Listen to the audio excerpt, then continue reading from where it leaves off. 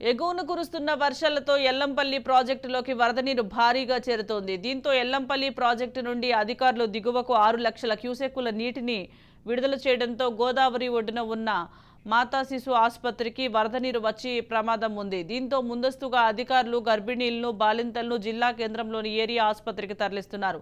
గర్భిణీ స్త్రీలకు నవజాత శిశువులకు వైద్యం అందించడం కోసం అన్ని ఏర్పాట్లు చేశామని అధికారులు తెలుపుతున్నారు. దీనికి సంబంధించి మరింత సమాచారం మా ప్రతినిధి అరుణ్ కుమార్ అందిస్తారు.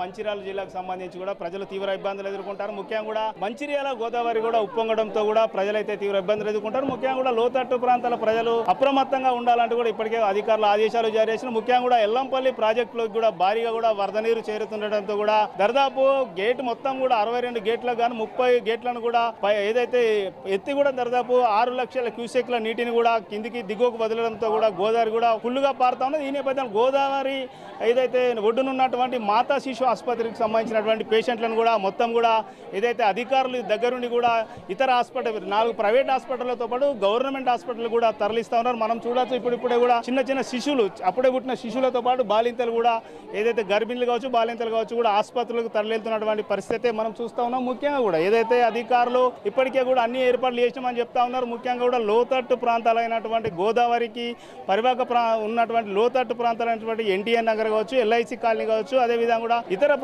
పద్మశాలి కాలనీలలో కూడా ఇప్పటికే కూడా అధికారులు పర్యటించారు. జిల్లా కలెక్టర్తో పాటు స్థానిక ఎమ్మెల్యే ప్రేమ్ సాగర్ రావు కూడా సందర్శించి కూడా ఏదైతే అక్కడ ఉన్నటువంటి ప్రజలను కూడా అలర్ట్ చేయడం జరిగింది. భారీగా కూడా వరద నీరు వచ్చే అవకాశం ఉన్నది. ఈ నేపథ్యంలోనే ఖచ్చితంగా మీరు తగు జాగ్రత్తలు తీసుకోవాలి. పునరావాస కేంద్రాల్లో కూడా అన్ని ఏర్పాట్లు చేసిండ్రు. పునరావాస కేంద్రాలకు కూడా తరలి వెళ్లాలంటూ కూడా అధికారులు తెలుపుతా ఉన్నారు. ఇప్పటికే కూడా ఎన్టీఆర్ నగర్కి సంబంధించి కూడా కొంతమంది అక్కడ ఉన్నటువంటి నిర్వాసితులను ఏదైతే ఇళ్లలో ఉన్న వాళ్ళని కూడా ఏదైతే పునరావాస కేంద్రాలకు అయితే తరలిస్తున్నటువంటి పరిస్థితి కొనసాగుతుంది. ముఖ్యంగా కూడా మంచిర్యాలకు సంబంధించి కూడా మాతా శిశు ఆసుపత్రి కావచ్చు, ఎల్ఐసి కాలనీ కావచ్చు, అదేవిధంగా కూడా ఇతర కాలనీలో కూడా గత సంవత్సరం కూడా ఇదే కాలంలో ఇదేసారి కూడా 2023 కూడా భారీ వర్షాలు వచ్చి కూడా మాతా శిశు ఆసుపత్రి కూడా పూర్తిగా కూడా మునిగిపోవడం జరిగింది. అప్పుడు కూడా అధికారులు ఊటినా కూడా అర్ధరాత్రి సమయంలో కూడా ఇక్కడ ఉన్నటువంటి బాధితులను ఎవరైతే పేషెంట్స్ కావచ్చు చిన్నపిల్లలను శిశువులను కూడా ఆసుపత్రికి తరలించారు. అప్పుడు కొంత గవర్నమెంట్ హాస్పిటల్ పూర్తి స్థాయిలో ప్రభుత్వ ఆసుపత్రిలో బెడ్లు లేకపోవడంతో కొంత ఇబ్బంది పడ్డటువంటి వాస్తవం. కానీ ఈసారి మటుకు జిల్లా కలెక్టర్తో పాటు స్థానిక ఎమ్మెల్యే కూడా తెలుపుతా ఉన్నారు. ముఖ్యంగా కూడా 4 ప్రైవేట్ ఆసుపత్రులు అదేవిధంగా కూడా ప్రభుత్వ ఆసుపత్రిని కూడా ఏర్పాటు చేసినాం. తగు చర్యలు తీసుకుంటాం. ఏ ఒక్క పేషెంట్ కూడా ఇబ్బంది లేకుండా కూడా అన్ని చర్యలు చేపడతామని అయితే జిల్లా కలెక్టర్ తెలిపినటువంటి పరిస్థితి. దీనికి సంబంధించి కూడా మన దగ్గర జిల్లా సూపరింటెండెంట్ ఏదైతే ఆసుపత్రి సూపరింటెండెంట్ సార్ ఉన్నారు, ఆయన అడిగి వాస్తవంగా అసలు ఎంతమంది ఉన్నారు, ఎక్కడి నుంచి ఇలా తరలిస్తూ ఉన్నారు అనేటువంటి విషయాలు తెలుసుకునేటువంటి ప్రయత్నం అయితే చేసేటువంటి ప్రయత్నం చేద్దాం. చెప్పండి సార్, ఎటువంటి ఏర్పాట్లు చేస్తూ ఉన్నారు? త్వరగా అంటే ముందే దీన్ని జాగ్రత్తలు తీసుకోవడం కారణం ఏంది? మనకు పైనుంచి ఉన్న ఇన్ఫర్మేషన్ బట్టి వాటర్ ఎంత వస్తున్నది ఏంది, సో కాస్త ఇబ్బందికరంగానే ఉంటట్టుంది పరిస్థితి.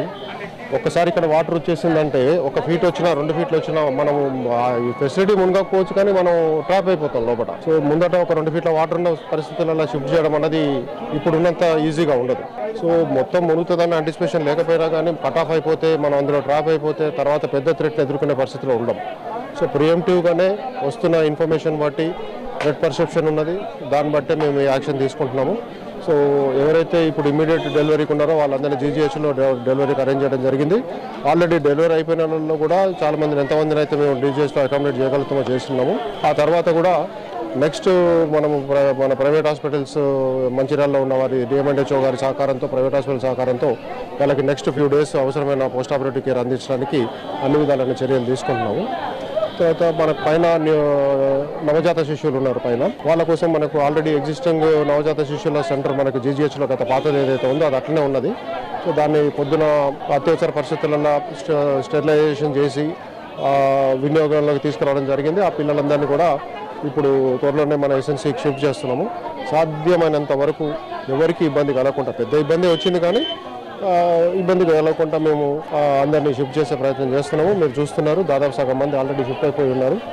సో నెక్స్ట్ ఈ షిఫ్టింగ్ కూడా అయిపోయిన తర్వాత మనం బిల్డింగ్ సెక్యూర్ చేసుకునే పని ఒకటి ఉంది. ఇన్స్ట్రుమెంట్స్ ఎక్విప్మెంట్ అదంతా మళ్ళీ వరదలో నానకుంట ఫస్ట్ ఫ్లోర్ కానీ సెకండ్ ఫ్లోర్ కానీ షిఫ్ట్ చేసుకుని వాటిని సెక్యూర్ చేసుకునేది, అవసరం ఉన్న ఎక్విప్మెంట్ మళ్ళీ జీజీహెచ్కి షిఫ్ట్ చేసుకోవడము ఇదంతా ఉంది. అలాగే మనం ప్రైవేట్ హాస్పిటల్లో ఏ పేషెంట్లు అయితే పెడుతున్నామో వాళ్ళందరి నర్సింగ్ కేర్ కూడా మన ఆధ్వర్యంలోనే జరగాల. కేవలం వాళ్ళు ప్లేస్ ఇచ్చి ఉంటారు, మనకి ఇన్ఫ్రాస్ట్రక్చర్ ఒకటి ఇచ్చి ఉంటారు. సో మిగతా మన పోస్ట్ ఆపరేటివ్ రౌండ్స్ కానీ ఇతరత్ర పోస్ట్ ఆపరేటివ్ కేర్ కానీ రోజు చూసుకునే వైద్యపరమైన సేవలు కానీ మనం మన స్టాఫ్ నర్సులనే వాళ్ళను ప్రైవేట్ హాస్పిటల్స్లో పోస్టింగ్ చేయడం జరుగుతుంది. వచ్చే వాళ్ళ అడ్మిషన్ ఉన్న రోజులు డిశ్చార్జ్ అయిన తర్వాత విత్డ్రా చేసుకుంటాం. సార్ ముఖ్యంగా పోయినసారి గత సంవత్సరం కూడా ఇటువంటి సమస్య ఎదుర్కొన్నారు, తలెత్తింది కూడా. అయితే ఆసుపత్రికి సంబంధించి కూడా ఎక్విప్మెంట్స్ అన్ని కూడా పాడైపోయినాయి. ముఖ్యంగా కూడా ఏదైతే అప్పుడు ఉన్నటువంటి నవజాత శిశువులు కావచ్చు, బాలింతలు కావచ్చు, గర్భిణీ స్త్రీలు కావచ్చు, వీళ్ళంతా కూడా కొంత ఇబ్బంది ఎదుర్కొన్నారు. నిజంగా కూడా ఈసారి ఎటువంటి ఏర్పాట్లు చేసింది? ఇప్పుడు లాస్ట్ టైం కూడా మనం వరదలు వస్తున్నప్పుడు ఏం చేస్తున్నామంటే మన ఎక్విప్మెంట్ సెన్సిటివ్ ఎక్విప్మెంట్ లక్షల్లో ఉంటుంది వాటి కాస్ట్. సెన్సిటివ్ ఎక్విప్మెంట్ అంతా కూడా మనము లాస్ట్ టైము మనకి ఓన్లీ గ్రౌండ్ ఫ్లోర్ వరకే నీళ్ళు వచ్చిన్నాయి, పైన ఎక్విప్మెంట్ సురక్షితంగానే ఉన్నది. కానీ ఈసారి చెప్తున్న దాన్ని బట్టి వరద కాస్త తీవ్రంగానే ఉండొచ్చు అని అంటారు. సాధ్యమైనంత వరకు ఎక్విప్మెంట్ సెన్సిటివ్ ఎక్విప్మెంట్ జీజీహెచ్కి షిఫ్ట్ చేసుకోవడం ఒక మార్గము.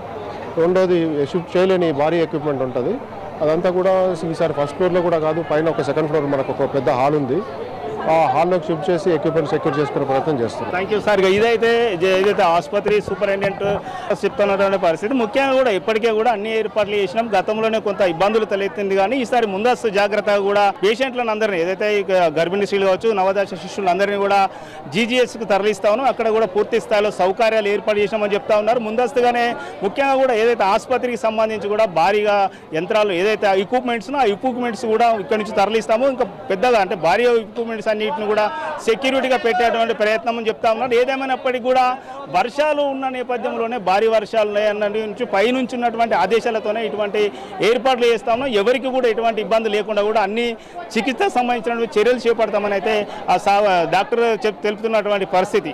Camera person Sumanth, Arun Kumar, Raj News, మాతా శిశు ఆసుపత్రి, మంచిర్యాల జిల్లా.